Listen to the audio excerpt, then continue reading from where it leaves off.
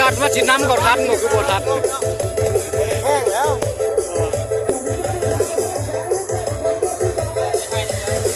เราก็ไปไกลก็ล่ารู้4 นาทีตาย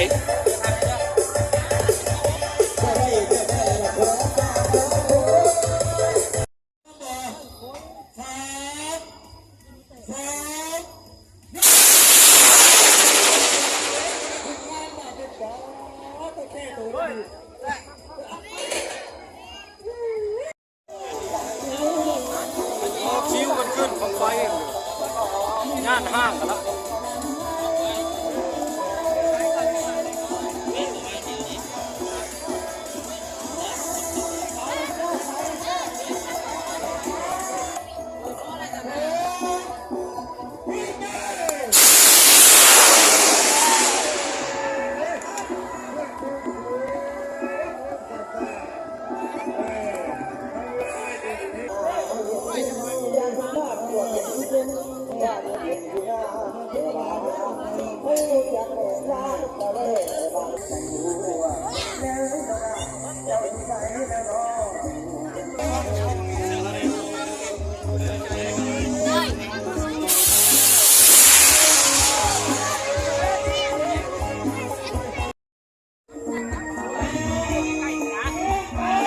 ดอกไฟดิ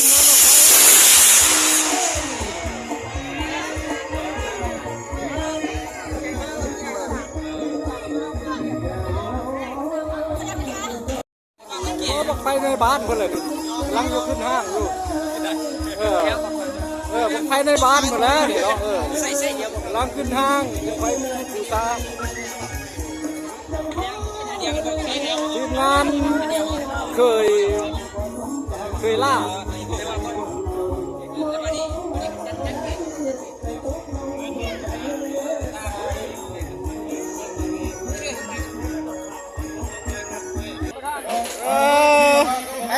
พอบ้านสี่พอทำมันนั่งแล้วคนชีสดเอง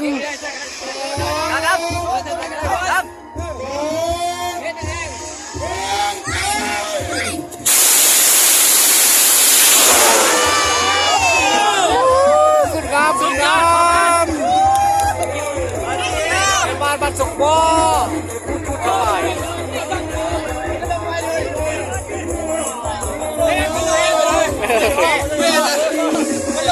ไว้พ่อน้องก็ไว้พ่อ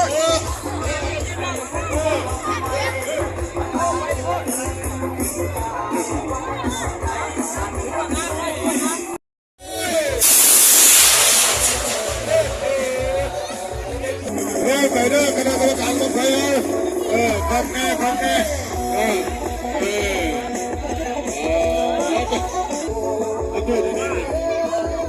ผู้ผู้ชาย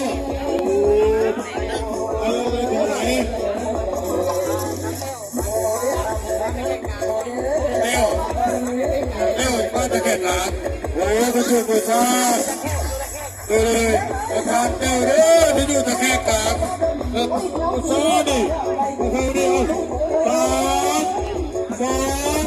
1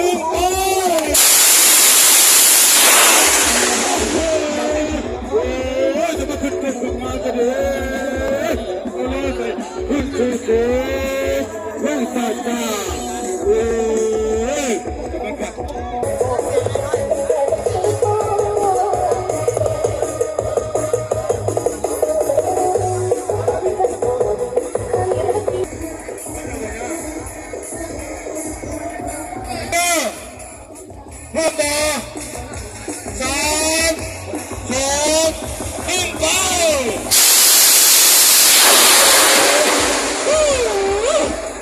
จะมาขึ้นงานจะขึ้นไปแล้วขึ้นสูงงานส่งกรรมการจับบังไฟ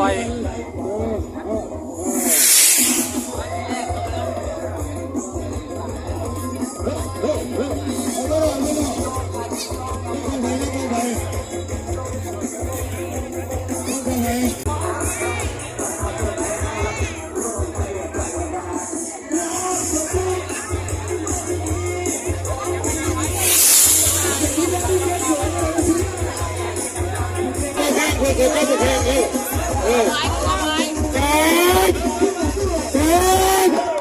วิ่งเล่นเป็นลานบอลนะ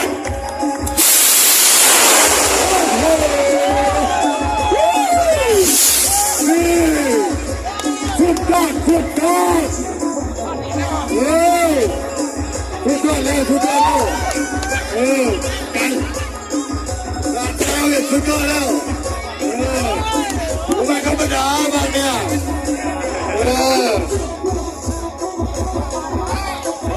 ลอยไปโคตรโอ้โหใส่ในลงหรือเปล่ายังมันลงเปล่า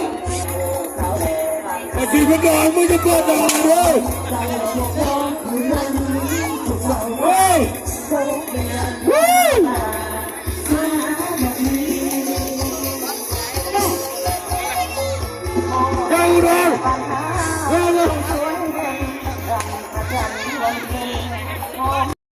ตั้งเงินโจทย์ไปแล้วบางที่นี่บอกโอ้ที่ไหนว่าเอาพักต่อไปแล้วบางที่นี่ครับไหนเทียม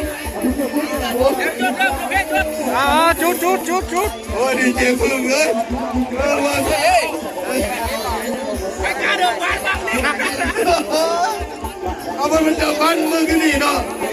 ก็มา5 ล้านรับมาได้รับก่อน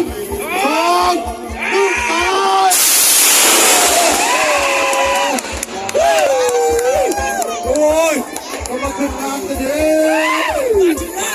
ยอดเลยนะ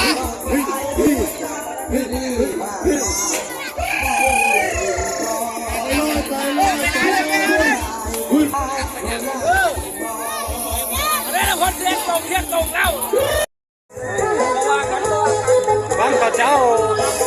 แข่งเดิมพันเนี่ยขึ้นไปก้อนเลยไปซีนเอาซีเปล่าแต่บ้านมีสีน้ำทันเขาทุกคนติดตามเบิ่งทีมงานกำลังเสียวขึ้นห้าง